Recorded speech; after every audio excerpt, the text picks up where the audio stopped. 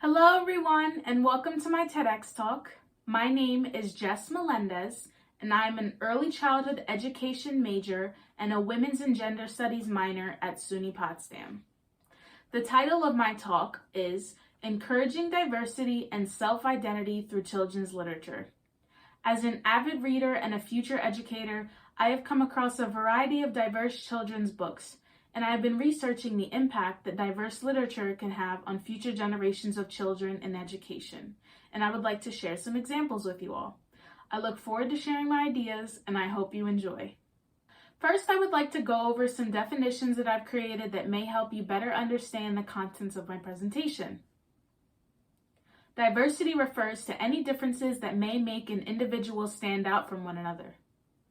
This could be their race, nationality, class, gender, sexuality, disability, etc. Thus, diverse literature is a book that features a main character or background that stands out in any of the categories I previously listed. Self-identity refers to the understanding of oneself and the aspects that constitute one's identity, such as the way that they express themselves, their beliefs or religion, the way that they dress, the names or pronouns that they choose to identify with, etc. Also, any of the categories listed in diversity will also apply here too. Now I'd like to discuss the impacts that diverse literature can have on child development.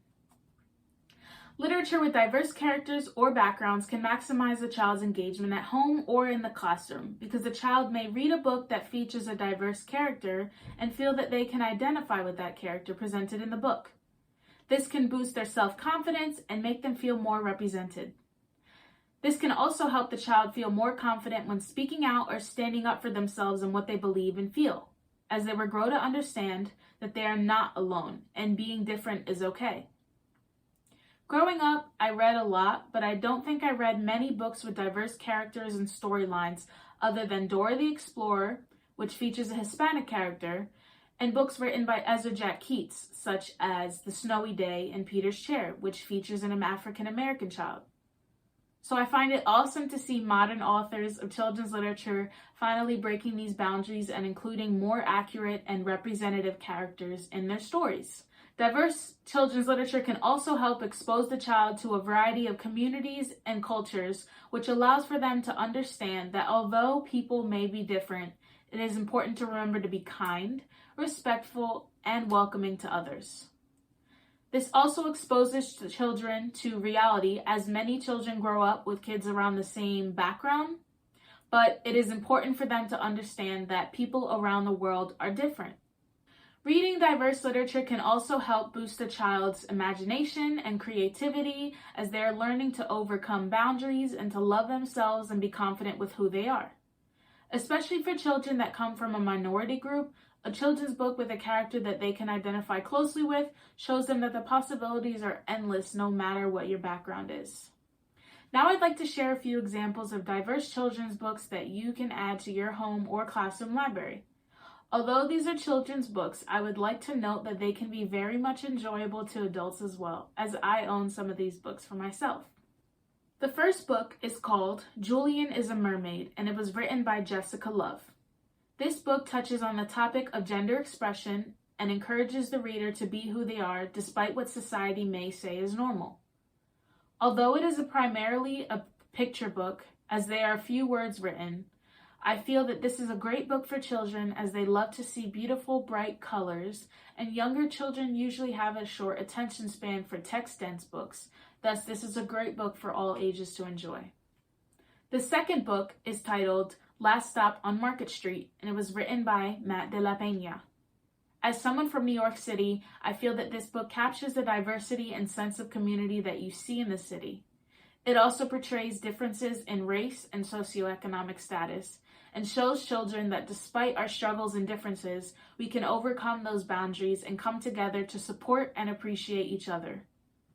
The third book is titled Charlotte and the Quiet Place, and it was written by Deborah Sosin. This book indirectly introduces children to autism awareness, although the term autism or autistic was never used in the book. The child in the book, Charlotte, is simply struggling to find a quiet place to relax and decompress, and I feel that this is something that we can all relate to. But this also shows the reader that even if we don't share the same struggles, we may relate in some form or another, and this is a useful tool to try and understand others.